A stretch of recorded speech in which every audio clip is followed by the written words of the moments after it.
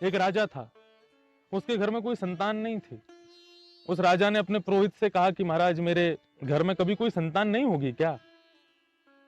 पुरोहित ने एक अनुष्ठान करवाया और अनुष्ठान के बाद में उस राजा के यहाँ एक पुत्री ने जन्म लिया।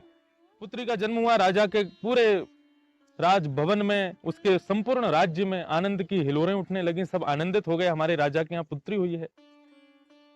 राजा ने पुरोहित से कहा कि मेरी पुत्री की कुंडली बनाइए और इसका भविष्य कथन कीजिए।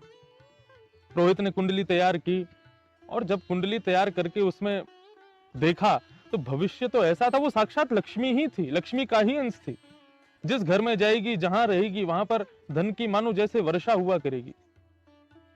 पुरोहित के मन में लोभ उत्पन्न हो गया और उसने मन में विचार किया, यदि किसी ना किसी प्रकार कैसे भी ये कन्या यदि मेरे घर आ जाए तो इसका भाग्य इतना प्रबल है कि धन से लबालब कर देगी मेरे घर को, मुझे कहीं जाना नहीं पड़ेगा।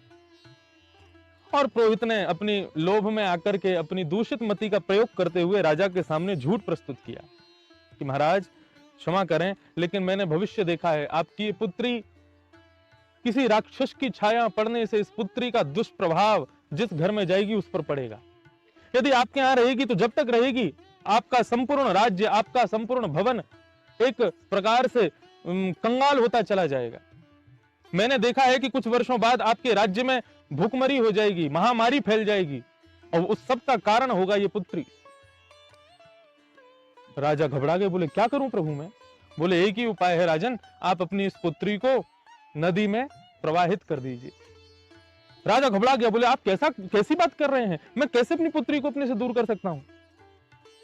तब पुरोहित ने कहा कि देखिए महाराज, मैं तो आपका शुभ चिंतक हूं, पुत्री एक बार को चली जाए तो दोबारा संतान उत्पत्ति हो सकती है, लेकिन साम्राज्य यदि चला गया, राज्य यदि चला गया तो दोबारा नहीं मिलेगा। इसलिए विचार कीजिए, आप राजा हैं, केवल अपने सुख का विषय मत रखिएगा, सबका सुख खोजिए, देखिए, जिसमें सबका सुख हो वही कीजिए। राजा ने अपने हृदय पर पत्थर रख के हाँ कर दिया, लेकिन कहा कि मैं अपनी पुत्री के संपूर्ण विवाह तक जितना खर्चा कर सकता था, जितना मुझे खर्चा करना था, जो मेरा दायित्व है, मैं उसको पूरा करूंगा। और एक बक्से में अपनी पुत्री के जीवन में जितने धन की उसको आवश्यकता पड़ेगी उतना धन उस बक्से में भर के अपनी पुत्री को उसमें रख करके नदी में विसर्जित करने के लिए राजा चला गया।